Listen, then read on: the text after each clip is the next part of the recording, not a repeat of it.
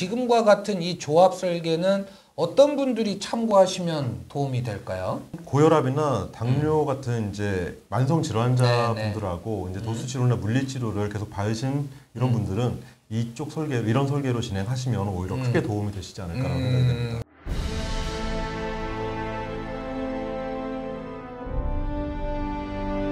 안녕하세요. 보험 관련 이슈에 대한 팩트체크 임팩트TV 임평재입니다. 보험의 바른 길, 길팀장입니다. 네, 오늘 제가 뉴페이스 모셨고요. 새로운 코너 진행합니다. 설계의 맛이란 코너인데 저희 이제 상담팀을 통해서 진행된 여러 가지 좋은 사례들이 있거든요. 그 내용 공유를 해드릴 거예요. 그래서 영상 보시고 나면 아마도 이제 비슷한 환경에 계신 고객님들이 보험 준비하실 때 아마 굉장히 참고가 되실 겁니다. 첫 번째 시간인데 오늘 주인공 어떤 분이십니까? 62세 여성분이셨고요. 네네. 병원 이력이 좀 많으신 고객이셨어요. 그러셨어요. 예를 들면 어떤? 우선은 고혈압과 고지혈약을 7년 동안 복용을 하셨고 그리고 10년 전에 그 경동맥 협착이 있으셔서 그걸로 이제 약을 처방을 받으셨고 그리고 어깨 회전염이 있어서 그걸로 한의원에서 침을 10번 정도 맞으셨고 그리고 망막에 염증이 있으셔서 그걸로 약 처방까지 받으신 내용이 있으셨습니다. 쉽지 않은 사례였을 건데 그러면 이분이 원하시는 보험은 어떤 보험이었어요? 기존에 보험이 없으셨기 때문에 암진단비 3,000 그리고 이대 진일환의 진단비 2천만 원 그리고 후유장애와 수술비까지 통합보험으로 원하셨습니다. 그럼 뭐 사실상 이제 살면서 필요한 거의 대부분을 준비를 하셔야 되는 상황이고 당연히 뭐 비갱신 원하셨을 거고. 네, 20년 납 90세로 원하셨습니다. 그러면은 이런 보험을 가져가시기 위해서 고객님이 부담 없이 납입하실 수 있는 보험료 수준은 대략 얼마 정도 말씀해 주시던가요? 고객님의 요청 금액은 12만 원 선에서 맞춰달라는 내용이셨습니다. 아우, 머리가 아프셨겠어요. 지금 정리를 하면요. 62세 여성분 혈압약과 고지혈증 약을 드시고 계세요. 그리고 이제 어깨 치료를 다소 받으셨기 때문에 상해 관련 담보들도 제한이 되는 상황이고 또 뭐 안과 질환 관련해서 몇 번 또 병원을 다녀오신 상황이었습니다. 이런 상황에서 비갱신으로 90세 만기 진단자금과 수술비, 후유장애까지 충분히 보장을 받으셔야 되는데 부담할 수 있는 보험료 수준은 12만 원 수준이었다. 쉬운 길이 있었고 어려운 길이 있었을 건데 그렇습니다. 우리 팀장님께서 이런 상황에서 제시할 수 있는 방법은 대략 몇 가지 있을까요? 세 가지 정도 말씀드릴 수 있을 것 같아요. 첫 번째로는 표준체 상품으로 고지하시고 진행하시는 방법이 있을 거고 두 번째로는 유병자 상품으로 그냥 바로 가시는 방법이 있을 겁니다. 세 번째 방법은 조합 설계로 진행을 드리는 방법입니다. 일반 보험과 유병자를 이제 섞어서 가는 거죠. 그러면 첫 번째로 표준체에 고지를 하고 들어갔을 때 이런 상황에서 어떻게 처리가 될까요, 보통? 고혈압과 고지혈의 약을 드시고 계시기 때문에 뇌와 심장에 연과가 있기 때문에 인과가 있기 때문에 아무래도 질병 관련 진단비나 수술비에 부담거나 할증이 있으실 경우가 대부분이라고 보실 수 있습니다. 근데 또 이제 연령이 있으신 데다가 또 상해 관련 치료 이력도 있으시니까 그런 담보들 다 제외될 거고 또 아예 그냥 거절이 되는 경우가 사실은 더 많죠. 60세가 넘으시고 또 사실은 그 두 가지만 딱 있으신 게 아니기 때문에 인수가 제한되시거나 거절되실 가능성이 훨씬 더 높았습니다. 그러면 이건 사실 좋은 방법은 아닌 것 같아요. 맞습니다. 두 번째는 이제 유병자 보험 하나로 갔을 텐데 이때의 장점과 단점은 뭡니까? 장점은 쉽게 들어간다. 쉽게 들어간다, 편하게. 단점은요? 단점 비싸다와 원하시는 후유장애가 못 들어간다는 단점이 있습니다. 후유장애 3%에 100%가 들어가는 유병자에는 들어가지 못한다는 그런 단점이 있습니다. 맞아요. 지금 이제 우리 팀장님이 말씀해 주신 대로 유병자 보험으로 하나로 들어가게 되면은 편하게 들어갈 수는 있어요. 근데 인과관계, 과거에 치료받은 사실과 병력과 인과관계가 없는 부분까지 같이 보험료가 할증이 되고 그 할증폭이 또 상당히 클 거란 말이에요. 그렇죠. 거기를 감수한다 하더라도 중요한 보장인 상해 후유장애 3에서 100%를 받아주는 유병자 보험이 현재는 없어요. 없습니다. 네, 그러니까 맞습니다. 이거 역시도 최선은 아니다.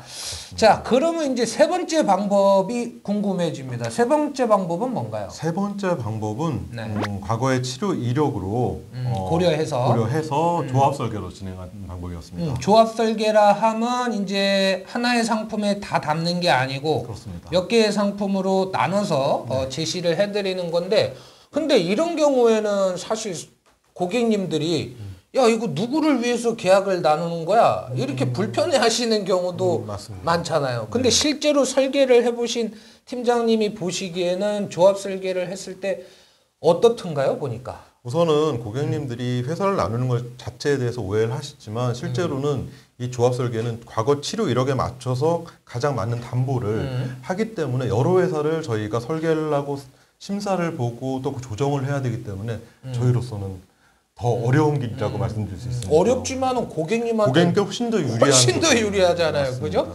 어떤 면에서 유리해집니까? 우선 암 같은 경우에는 지금 말씀드린 고혈압이나 고지혈하고 암은 직접적인 인간관계가 없으므로 표준체로 똑같이 들어갈 수 할증이나 있다. 부담 없이 들어갈 수 있다는 굉장히 큰 장점이 있습니다. 암보험 비중이 사실 보험료에서 제일 큰데 그 맞습니다. 진단 부분을 비중이 가장 비싸죠. 어떤 불이익도 없이 똑같이 들어갈 수 있다. 표준체랑 대단한 장점이 있는 거죠. 큰 장점입니다. 그러면 이제 상해 후유장애와 상해 관련 담보는 어떻게 처리를 하면 좋을까요? 다행히도 운전자 간편 플랜은 기존의 치료력을 보지 않고 있기 때문에 그렇게 해서 간편 플랜으로 운전자로 들어갔습니다. 맞아요. 요즘에 도수 치료나 물리 치료 받으신 분들 혹은 뭐 이런저런 치료 이력 있으신 분들도 상해 후유장애나 상해 수술비 관련된 담보는 운전자 보험의 상해 플랜으로 들어가시게 맞습니다. 되면 네. 일반 보험보다는 약간 비싸요. 하지만 유병자. 유병자 보험에 비해서는 뭐 보험료 현저히 낮고 맞습니다. 담보 범위 또 현저히 넓기 때문에 최선의 선택이 될 수 있겠네요. 맞습니다. 네, 그렇죠? 그렇습니다. 그럼 이제 이대 질병하고 질병 수술비 요것들은 어떻게 그 처리를 부분은 하면 유병자 보험으로 진행드렸습니다. 유병자 보험이 괜찮던가요?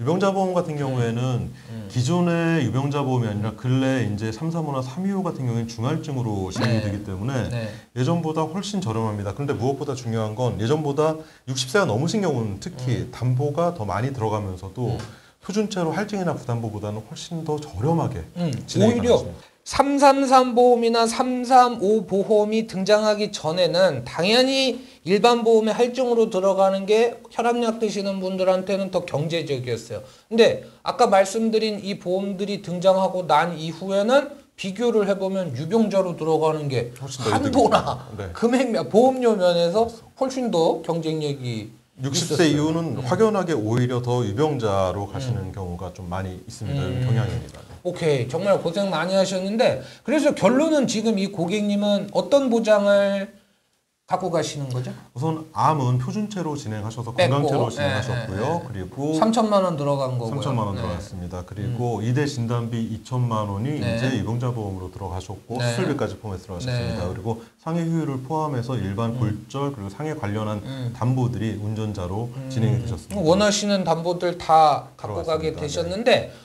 중요한 거 보험료는 얼마 나왔습니까? 우선 암은 일반 표준체로 들어가셨기 때문에 저렴하게 35,000원이 됐고요. 그리고 3천만 원의 납입 면제도 맞습니다. 다 납입 면제 되는데 포함해서입니다. 오케이. 네, 그리고 상해 후유를 포함한 상해 보험은 네. 13,000원 네. 정도 수준이었습니다. 그리고 마지막으로 유병자 보험으로 들어왔던 수술비와 2대 진단비가 들어간 금액은 73,000원입니다. 합치면은 정확히 12만 1,000원입니다.